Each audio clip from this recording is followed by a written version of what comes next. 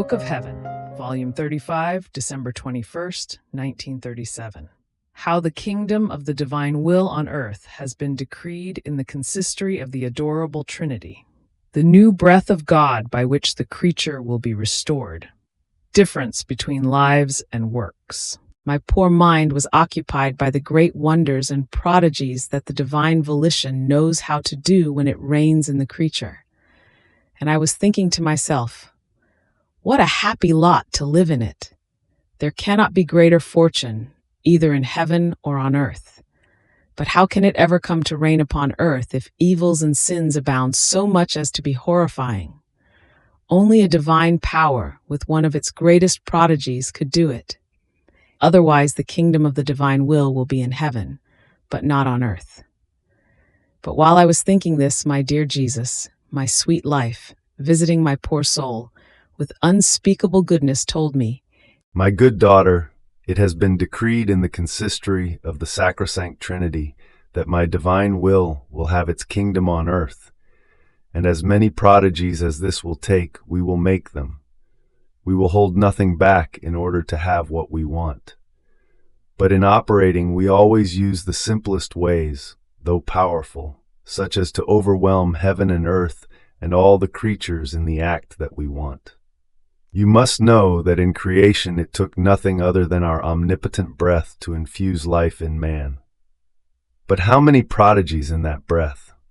We created the soul, providing it with the three powers, true image of our adorable Trinity.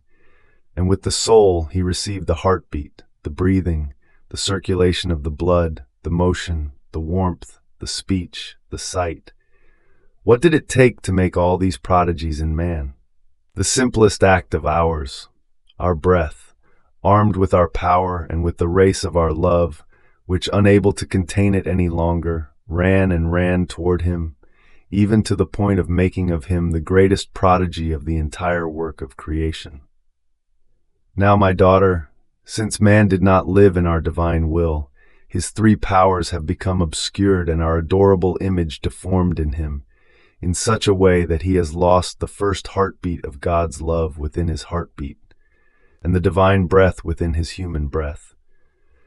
Or rather, he has not lost it, but he does not feel it, and therefore he does not feel the circulation of the divine life, the motion of good, the warmth of the supreme love, the word of God within his own, the sight to be able to look at his Creator. All has remained obscured, weakened, and maybe even deformed. Now, what does it take to restore this man?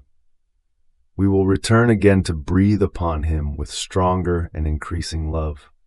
We will breathe in the depth of his soul. We will blow our breath more strongly into the center of his rebellious will, but so strongly as to shake the evils by which he is trapped. His passions will be knocked down and terrified before the power of our breath. They will feel themselves burning by our divine fire, and the human will feel the palpitating life of its Creator, and it will conceal him like a veil, so that man will return to be the bearer of his Creator. Oh, how happy he will feel!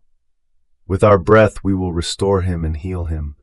We will act like a most tender mother who has a crippled child, and by dint of breathing, whispering, and blowing, she pours herself over her child, and only when she has healed him and rendered him beautiful as she wanted him to be, then will she stop blowing her breath upon him. The power of our breath will not leave him, and only when we see him coming back into our paternal arms, beautiful as we want him to be, then will we stop breathing on him. Then will we feel that our child has recognized our paternal goodness and how much we love him. See then what it takes to make our will come to reign upon earth, the power of our omnipotent breath. With it we will renew our life in him. All the truths I have manifested to you, the great prodigies of the living in my will be the most beautiful and greatest properties which I will give to him as gift. This too is a sure sign that its kingdom will come upon earth, because if I speak, first I do deeds, and then I speak. My word is the confirmation of the gift, of the prodigies I want to do. Hence, why would I expose my divine properties and make them known if its kingdom were not bound to come upon the earth? Now I will continue on the same topic of the date December 18. How are acts done in the divine will turn into life? So I was thinking to myself, but in the divine order, what will become of the many good works which have not come out from within the divine volition, and which therefore cannot be life but works, because the seed of its life is missing in them? And my sweet Jesus, always benign, added, My daughter, by possessing by nature its creative life, it is no wonder that each act of the creature done in my will, even a little I love you, is as though matured in the center of its divine life, and as though naturally it acquires its life.